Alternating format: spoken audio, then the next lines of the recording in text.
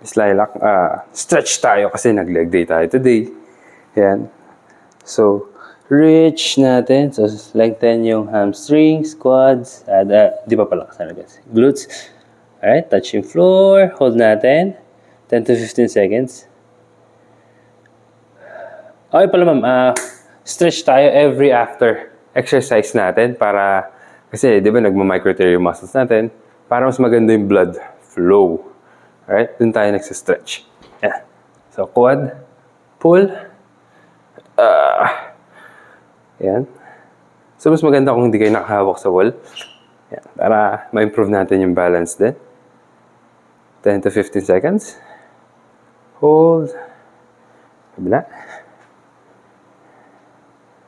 Yan. Alright. Open legs. Alright. Touch tayo toes. Other toes. Opposite arm. Kabila po. Hold again. 10 to 15 seconds.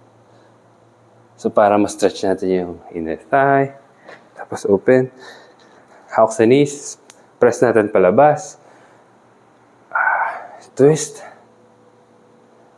And kabila. Hold position 10 to 15 seconds. And yun pala. Stretch natin. Calf stretch. Yung toes. Taas po. Pwede to against the wall. Yan. Para mas may resistance.